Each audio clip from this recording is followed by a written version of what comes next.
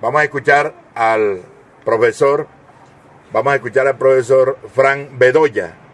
Él es egresado de la Universidad Nacional, es un historiador de mucho reconocimiento en el país. Bienvenido, doctor Fran Bedoya. Muchas gracias. Tiene 20 minuticos, por favor. Bueno, muchas gracias. En el año 1837, Francisco de Paula Santander publicó un escrito titulado Apuntamientos para las Memorias sobre Colombia y la Nueva Granada. Este texto, amigos, como era de esperarse, era la versión amañada y desfigurada de la verdad histórica. Una especie de autobiografía donde con gran demagogia Santander se justificaba a sí mismo y encubría con sus acciones ese texto. Inmediatamente Eladio Urizari, un abogado de la época, bajo el seudónimo de Los 50, le escribió a Santander 13 cartas donde le señalaba las falsedades de sus memorias. Sobre estas cartas, Andrés Nanclares Arango, en el periódico El Espectador, explicó lo siguiente, abro comillas: entre el 7 de diciembre del 37 y septiembre del 38, año 38, 1838, Santander recibió en su casa, con intervalo de 8 días, una carta anónima, hasta complementar 13. Estaban firmadas por Los 50. El propósito de estas misivas, según se anticipó en la primera, era probar con hechos la falsedad de lo expresado en las memorias de Santander. Estas cartas, cierro comillas, estas cartas forman parte de una miscelánea de cuadernos en el Fondo Pineda de la Biblioteca Nacional. 163 años después, apenas el 20 de mayo del 2000, el doctor Vicente Pérez Silva, en una edición limitada, las publicó bajo el título Cartas contra Santander. No son pues muchas las personas que conocen estos documentos. Santander en un principio pensó que quien se ocultaba bajo el seudónimo de Los 50 era el presidente José Ignacio Márquez, a quien él había atacado, pero luego se dio cuenta que el autor era el abogado Eladio Urizari y inmediatamente lo mandó a golpear y dijo públicamente, dice Santander: a Urizari lo ha enfermado el papel, ojalá se muriera, tendríamos un godo menos y un descanso más. Luego Víctor Pasotero nos relata en la biografía excelente de Santander que en una ocasión Urizari fue intimidado físicamente por un delincuente enviado por Santander. He tomado esta anécdota, este ejemplo, para demostrarles que la violación de la libertad de cátedra no es nueva en este país. La estrenó Santander con este abogado que se atrevió a cuestionar su verdad oficial, llevándolo incluso no solo a la exclusión, sino a la violencia física. Entonces, es un paralelo de las hegemonías dictatoriales desde hace 200 años a también el día de hoy. Hoy es un día importante, hoy se celebra el aniversario, el nacimiento de el filósofo Fernando González Ochoa, de Envigado, Antioquia. Y además esta semana se cumplen 80 años de su libro Maestro de Escuela, que lo recomiendo a todos ustedes, compañeros. Un breve parrafito de este libro dice, abro comillas: en este país no quieren sino maestros a su modo, que sean del partido. No ascienden sino a los que beben aguardiente con los inspectores de educación.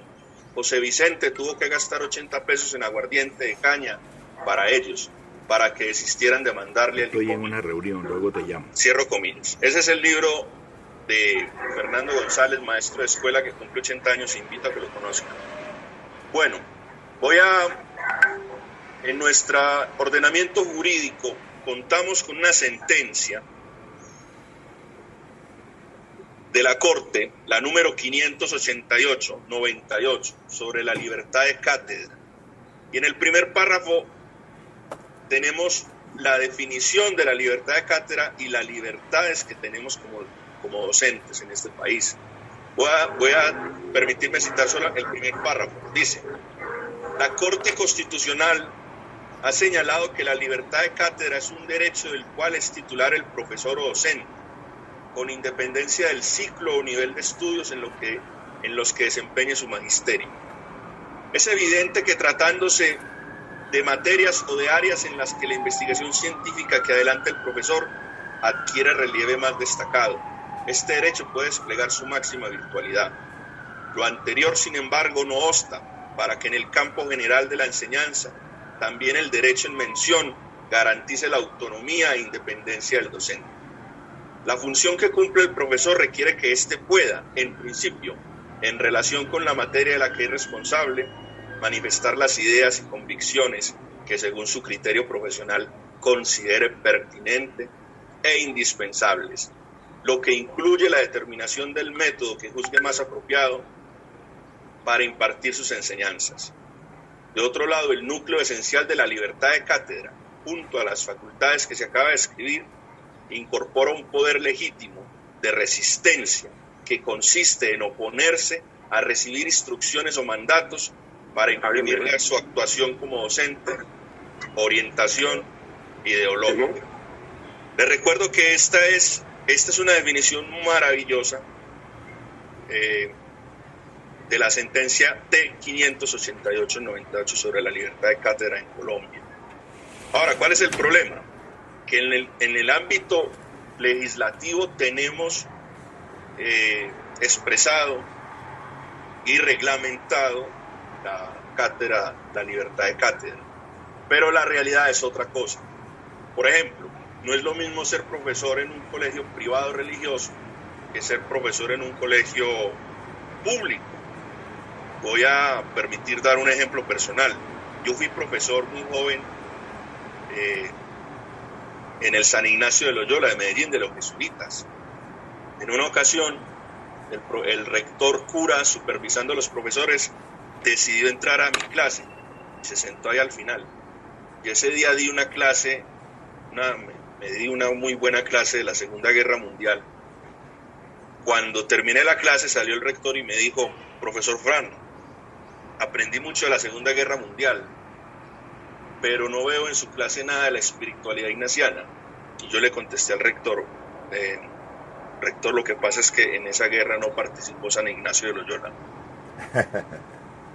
Y bueno, al cabo de los 3 años yo fui echado de esa institución por ateo y comunista, con una carta de recomendación de ellos mismos, porque fue un profesor bueno allí. Quiero poner este ejemplo para decirles que hay un sector de profesores del ámbito privado donde cotidianamente se les vulnera el derecho a la libertad de cátedra, porque es una educación confesional y, digamos, es un problema que se ha salido de las manos de la sociedad y que habría que buscar alguna manera de acompañar a estos maestros que no tienen esa libertad y que en estos colegios religiosos son llevados a enseñar unos dogmas que no corresponden a la libertad de cátedra y a la libertad del pensamiento en el mundo.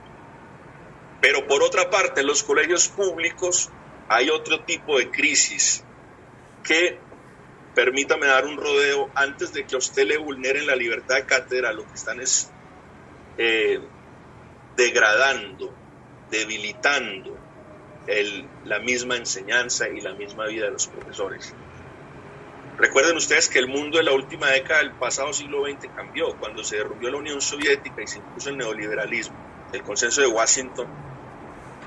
La enseñanza de la historia se volvió una antiguaya. Por ejemplo, acá en Colombia, en el año 94, el gobierno de César Gaviria eliminó la cátedra de historia del plan de estudios y la fusionó con las ciencias sociales. Después, con algunas leyes han tratado de enmendar ese error, pero eso es una mezcolanza de ciencias sociales donde se pretende enseñar todas las disciplinas de las humanidades, pero todo queda manoseado y no se profundiza en nada la historia. Y la historia ha quedado como la Cenicienta. En varias ocasiones he manifestado que en Colombia se da la perfecta demostración de una de las principales tesis de historia del siglo XX del historiador inglés Eric Hobsbawm. Dice Hobsbawm, abro comillas: la destrucción del pasado, o más bien de los mecanismos sociales que vinculan la experiencia contemporánea del individuo con las generaciones anteriores, es uno de los fenómenos más característicos y extraños de las postrimerías del siglo XX. Dice él: en su mayor parte los jóvenes, hombres y mujeres de este final de siglo, crecen en una suerte de presente permanente, sin relación orgánica alguna con el pasado. Eso lo dice Eric Hobsbawm a nivel universal, pero se aplica aquí. Termino esa cita. En un mundo globalizado, en un mundo de la imposición del neoliberalismo, el sistema logró no solo borrar la historia como identidad constitutiva de los sujetos y de las naciones, sino que acabó con los mitos de cada cultura. ¿Qué ocurre en Colombia? No tenemos ya ningún mito para construir nación. Somos un Estado instrumentalizado por el neoliberalismo, infectado de corrupción, donde la inequidad social sigue prevaleciendo, en un país sin historia y en una agenda política que aspira a la paz, pero en la reglamentación de las leyes y el cumplimiento de los acuerdos, pareciera que la mayoría de los políticos quisieran es permanecer en guerra. Y quiero recordar a un gran maestro colombiano, Estanislao Zuleta, que nos dio grandes aportes sobre las reflexiones sobre la educación. Y recordemos esta, dice Estanislao Zuleta, abro comillas: la educación está siendo pensada cada vez con los métodos y los modelos de la industria. Ofrece una cantidad cada vez mayor de información en el mínimo de tiempo y con el mínimo de esfuerzo. Eso no es otra cosa que hacer en la educación lo que hace la industria en el campo de la producción. Mínimo de costos, mínimo de tiempo, máximo de tontería. La educación y el maestro, sin saberlo, están formando al individuo para que funcione como necesita el sistema. Están preparando burócratas, en el sentido amplio de la palabra, de nuestros niños que a veces hacen juegos de palabras, pintan con cierto talento, les interesa jugar con los números. La educación hace perfectos burócratas, reprime su pensamiento para que puedan funcionar en cualquier parte. Termino esa cita de Estanislao Zuleta. O lo que es peor, una cita más fuerte de Nietzsche, donde dice que en el Estado moderno los alumnos fingen que estudian, los profesores fingen que enseñan, y el Estado finge que los vigila a los dos anteriores. Esto ya es pues una parte extrema, pero indica un problema que también existe en la degradación del profesor y de su oficio. Por su parte, Lacan muestra la vulnerabilidad psíquica de los profesores, los intelectuales pobres. Dice Lacan, abro comillas: la sociedad moderna deja al individuo profesor en un aislamiento moral cruel y muy particularmente sensible en esas funciones, cuya situación intermediaria y ambigua puede ser por sí misma fuente de conflictos interiores permanentes. Otras personas han subrayado el importante contingente que aporta a la paranoia a esos a los que llaman con un nombre injustamente peyorativo: los primarios, los maestros. Cierro esa comilla. Porque antes, estimados profesores, que se viole la libertad de cátedra, lo que se viola es los derechos económicos y laborales fundamentales de los profesores. Son institutrices, gobernantes, mujeres, profesores, empleados intelectuales subalternos, autodidactas de todas las especies, que no tienen las condiciones para su cultivo de la ciencia y poder desarrollar su pensamiento. Entonces son una especie de subalternos empleados intelectuales sin esas condiciones. Por allí empieza a afectarse la libertad de cátedra del pensamiento. Hemos visto profesores de primaria y profesores de secundaria terminar sus jornadas con un semblante de agotamiento y frustración estremecedor. La presión psíquica ejercida por coordinadores y rectores, ustedes han visto que actúan como capataces de haciendas esclavistas algunos. Una presión sobre los profesores descomunal, sobrecarga académica, es decir, mayor tiempo de horas de clase sin respiro alguno, horas libres que son utilizadas para llenar los miles de formatos e informes burocráticos que se han inventado. Y a esto se suma el desconsuelo de enfrentarse a unos jóvenes y a unos niños que sin saberlo se han convertido en imperceptibles tiranuelos del más elevado egocentrismo nunca antes visto. Los chicos ven en sus profesores a los más fracasados de la sociedad, y en verdad los profesores, con los sueldos paupérrimos que recibimos y con la tremenda frustración social que cargamos, difícilmente otra imagen podemos reflejar. Estoy poniendo esto en un extremo, pero es una situación que vive Colombia, de los salarios más bajos que ganan los docentes.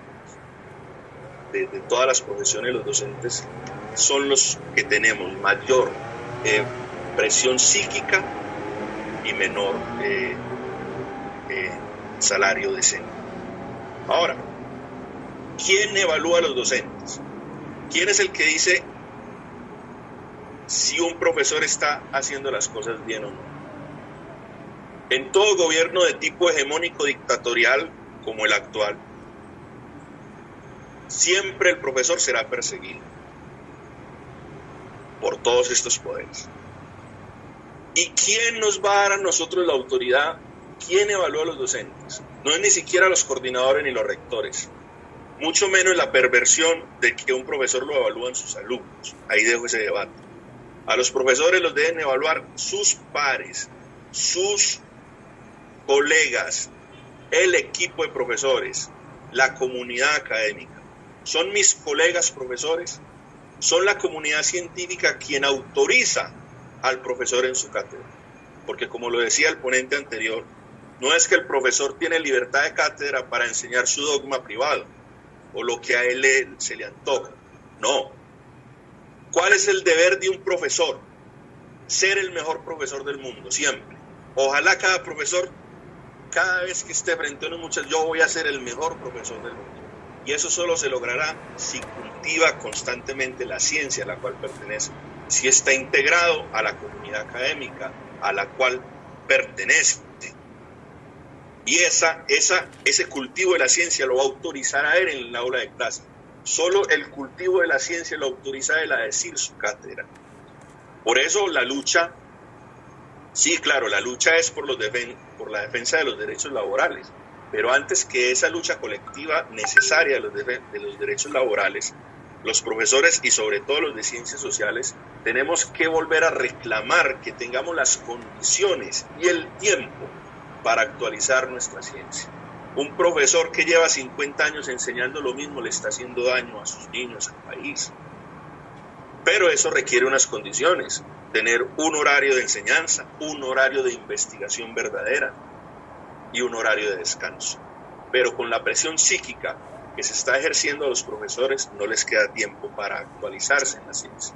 De tal manera que esta lucha por la defensa de la cátedra libre, esta lucha por la libertad de cátedra y de pensamiento requiere revisar unos procesos anteriores de cómo se están capacitando y cómo se están evaluando como comunidad académica los profesores. Ahora, reitero, en nuestro país tenemos el ordenamiento jurídico para hacer respetar la libertad de cátedra, pero como sabemos, en tiempos de Francisco de Paula Santander y en tiempos de Álvaro Uribe Vélez, el profesor es el enemigo. Dejo ahí, profesor, muchas gracias.